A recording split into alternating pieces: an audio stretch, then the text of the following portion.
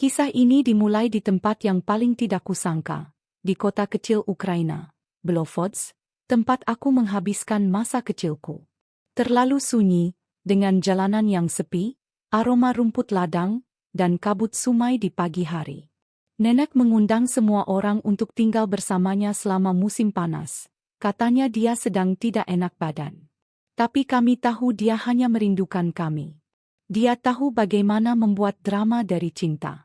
Dan begitulah aku, Yulia, duduk di dalam minibus yang berdebu dan pengap, mengenakan gaun musim panas pendek berwarna terang dengan motif bunga dan sandal bertali putih, dengan tas anyaman kecil di bahuku.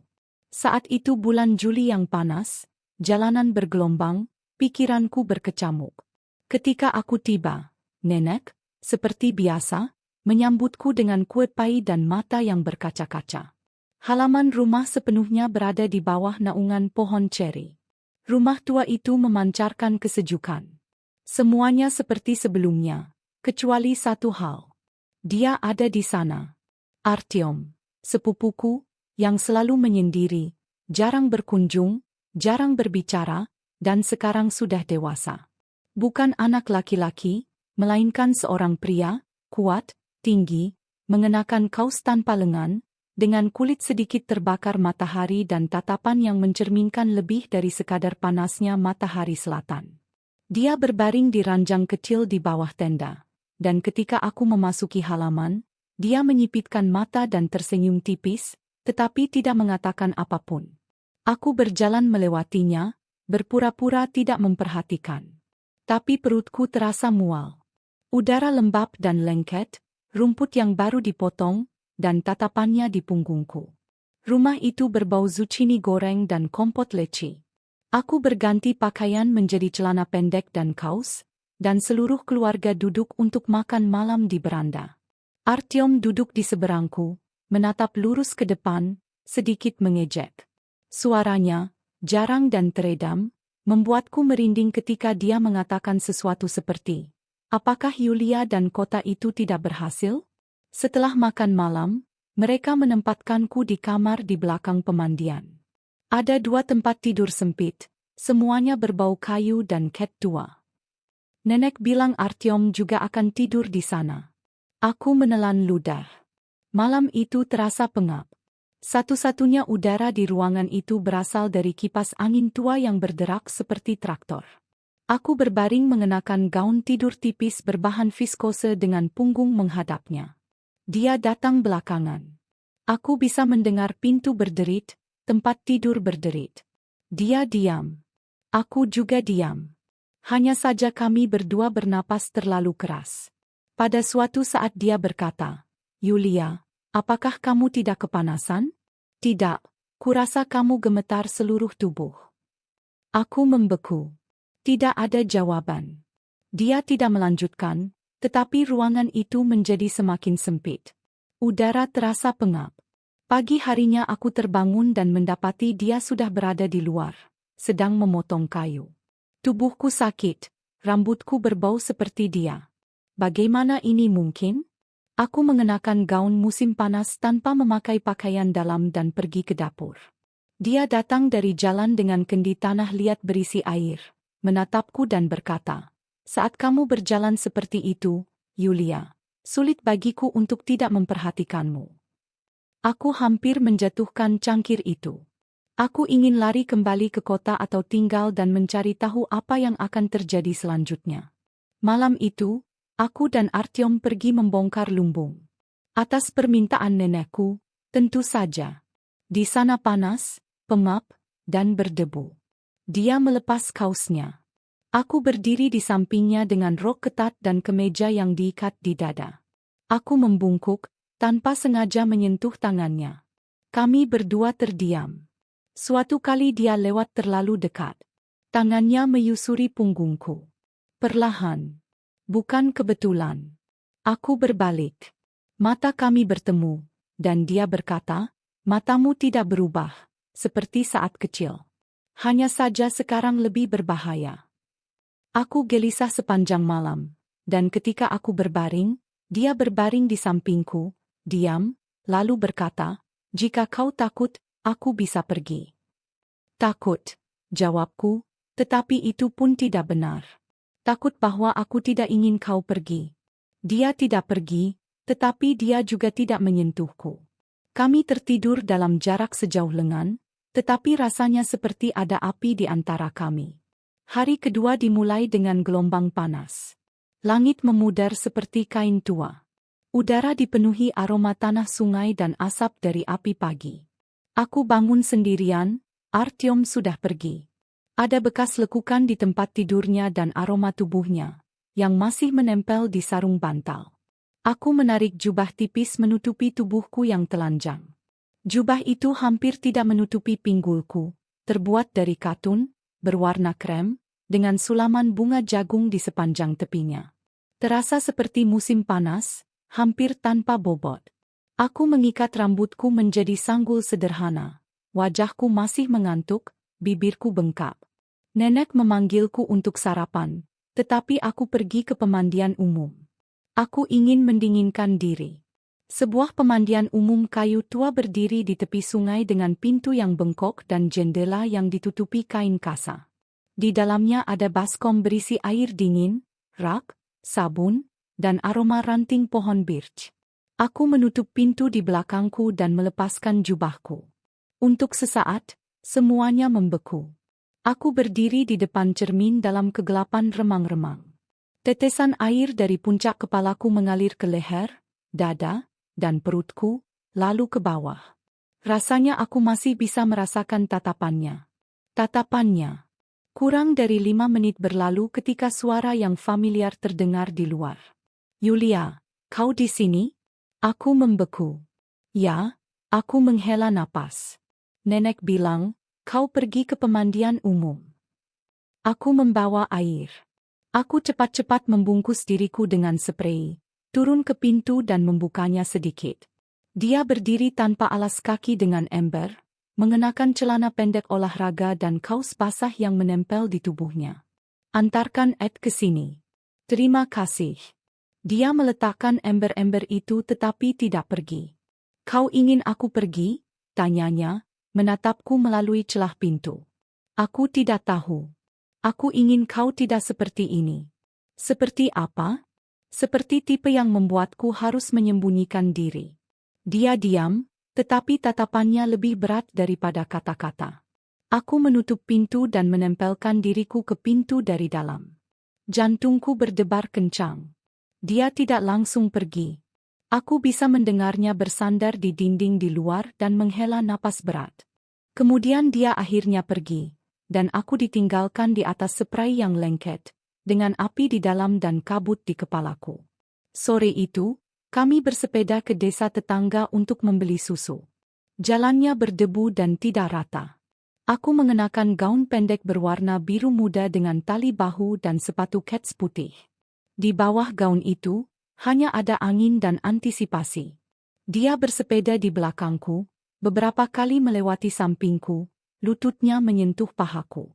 Kami berdua berpura-pura tidak ada yang aneh. Tapi hari itu sama sekali tidak biasa. Tetangga tempat kami membeli susu memiliki halaman berpasir dan tempat tidur gantung besar. Dia masuk ke lumbung, dan kami duduk menunggu. Aku berbaring di tempat tidur gantung. Gaunku tersingkap. Aku merasakan tatapannya merayap perlahan di kulitku, seperti jari-jari. Kemudian dia juga duduk dekat, di sampingku. Lututnya menekan erat. Bahu kami bersentuhan. Dia berbalik dan berbisik. Apakah kamu tahu bagaimana baumu sekarang? Tidak, terlalu enak. Terlalu nyata. Aku tidak menjawab, hanya menggigit bibir. Noda keringat dan sari buah persik yang kami makan menempel di dadaku. Dia mengambil sehelai rambutku dan menyusurinya dengan jarinya. Tahukah kau bahwa rambutmu berkilau keemasan di bawah sinar matahari? Tanyanya. Aku tidak tahu. Sekarang kau tahu. Kami terdiam dalam perjalanan pulang. Ketegangan itu menghantam ban mobilku, lututku, tulang punggungku. Rasanya seperti kami berada di ambang batas. Antara kata dan tindakan, antara menahan diri dan meledak. Malam itu, nenekku pergi menemui tetangga, dan kami ditinggal sendirian di beranda. Aku duduk di kursi tanpa alas kaki dengan secangkir teh. Dia bersandar di pagar, sebatang rokok di tangannya. Aku tidak suka membuatmu marah, katanya. Dan aku tidak suka aku menginginkanmu. Dia menghembuskan asap rokok lama dan berjongkok di depanku.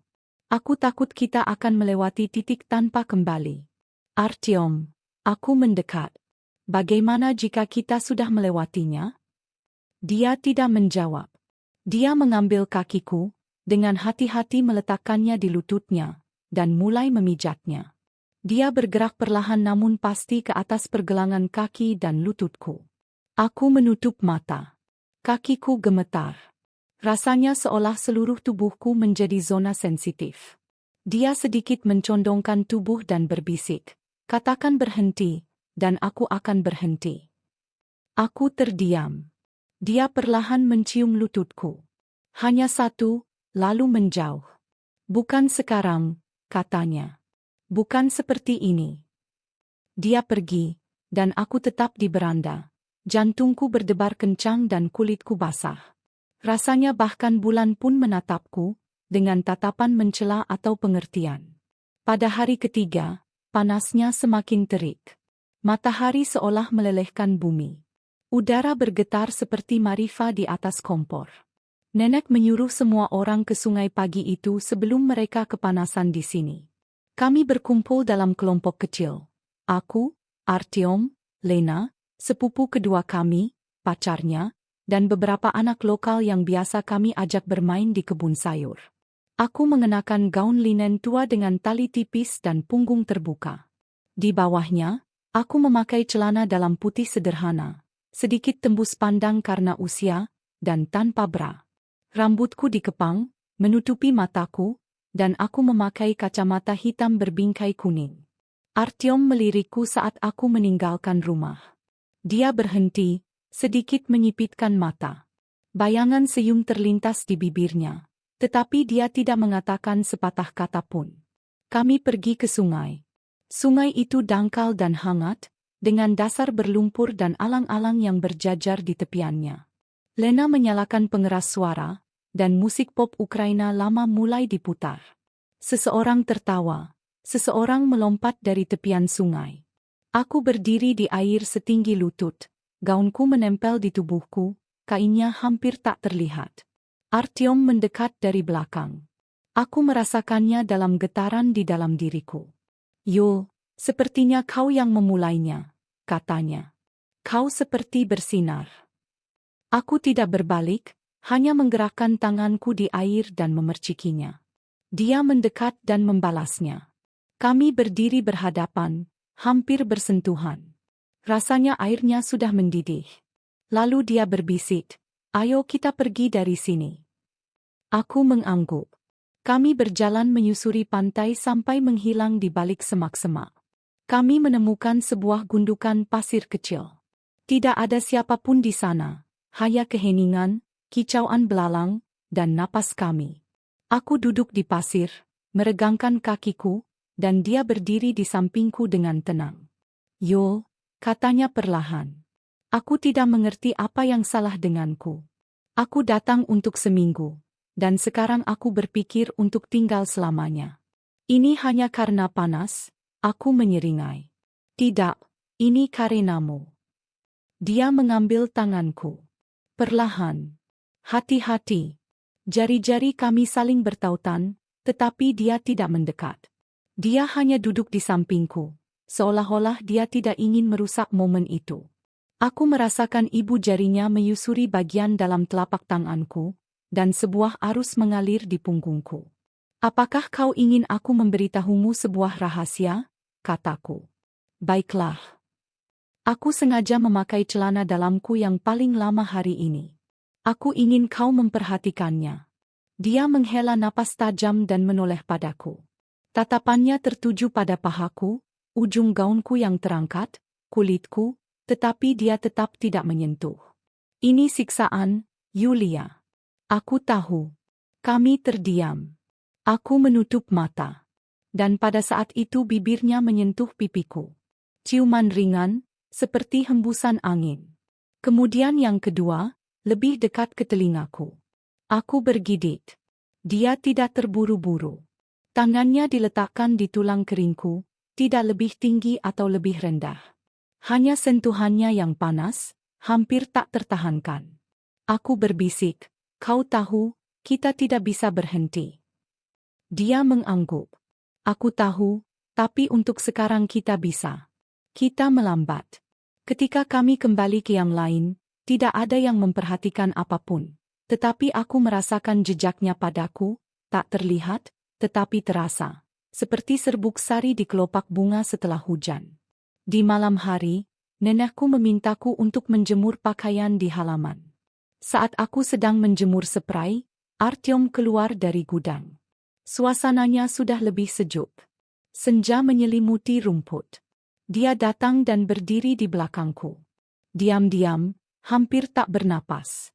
"Kau tahu bagaimana penampilanmu sekarang?" bisiknya. "Bagaimana?" Seperti sesuatu yang tak terucapkan. Aku berbalik dan tak sempat berkata apa-apa. Tangannya menyentuh leherku, lalu perlahan meluncur ke tulang selangkaku. Ia mengangkat ujung gaunku sedikit saja, hampir tak terlihat. Cukup untuk memperlihatkan pahaku. Jari-jarinya berhenti, tanpa bergerak lebih jauh. Aku menutup mata. "Artyom, sha-sha-sha. Aku tak akan melakukan apapun yang tak kau inginkan." Aku menempelkan dahiku ke dadanya. Kami berdiri di antara spray, seperti di labirin kain, dan seluruh dunia seolah lenyap. Hanya gemerisik kain, denyut nadi kami, napas kami. Ketika ia masuk ke rumah, aku berhenti sejenak, menyentuh tempat ia memelukku. Kulitku terasa terbakar. Ada hasrat dan janji di sana. Semuanya dimulai saat listrik padam. Larut malam, di tengah badai petir. Hujan deras menghantam atap, jendela bergetar tertiup angin, dan di kejauhan, terdengar suara gemuruh. Bukan kejahatan, tetapi peringatan. Kami sedang makan malam bersama seluruh keluarga di dapur. Dan begitu lampu padam, nenek langsung mengangkat tangannya. "Oh, ya. Trafo mati lagi, seperti biasa saat cuaca buruk. Yah, masih ada lilin." Lilin pun ditemukan. Aku menyalakan satu demi satu, dan rumah itu seolah memasuki zaman lain. Lembut, keemasan, penuh bayangan. Pantulan cahaya meluncur di sepanjang dinding, menciptakan suasana yang hampir teatrikal. Artyom duduk di seberangku, kemejanya tidak dikancing, rambutnya sedikit basah. Dia menatap nyala api, tetapi aku tahu sebenarnya dia sedang melihat menembus nyala api itu. Setelah makan malam, semua orang pergi ke tempat masing-masing. Nenek pergi ke kamarnya, Lena tidur dengan pacarnya, dan kami tetap di ruang tamu. Aku duduk di sofa, kakiku terlipat, mengenakan tank top hitam tanpa tali dan celana pendek piyama rajutan yang lembut. Lilin di atas meja di antara kami berderak. "Terlalu sunyi," kataku. "Terlalu sunyi. Terutama di dalam." Aku memalingkan muka. Tangannya berada di dekatku di sandaran lengan sofa. Tanpa berpikir, aku menutupinya dengan tanganku. Dia menatapku tanpa berkedip, menarik tanganku ke bibirnya, mencium pergelangan tanganku dan menahan bibir kami di sana. "Yo," suaranya bergetar. Aku mencoba bertahan, tapi aku tidak bisa. Aku berdiri, berjalan mendekat, berdiri tepat di depannya. Dia memelukku di pinggang, menekan dahiku ke perutku. Aku mengusap bagian belakang kepalanya. "Kau yakin?" bisikku. "Aku lebih percaya padamu daripada pada diriku sendiri." Kami bangkit dan berjalan ke kamar kami. Perlahan, seolah dalam keadaan linglung. Aku berjalan tanpa alas kaki. Tangannya meremas tanganku. Kamar itu pengap, dengan bau papan tua, asap lilin, dan sesuatu milik kami. Sesuatu yang belum terjadi, tetapi terasa di udara. Aku melepas kausku dan hanya mengenakan celana pendek. Dia mengusap punggungku dengan jarinya, dari leher hingga punggung bawahku, seolah membaca pikiranku dari bekas luka dan lekukannya. Dia duduk di tempat tidur. Aku mendekat. Tangannya resting di pinggulku. Dengan hati-hati, hampir penuh hormat. Mau kutunjukkan sesuatu, bisikku. Seluruh dirimu. Dia terkekeh. Tidak, hanya apa yang biasanya ku sembunyikan. Aku mengangkat ujung celana pendekku, memperlihatkan ikat garter di pahaku, beludru, dengan liontin kecil. Tidak ada yang pernah melihatnya. Dia membeku.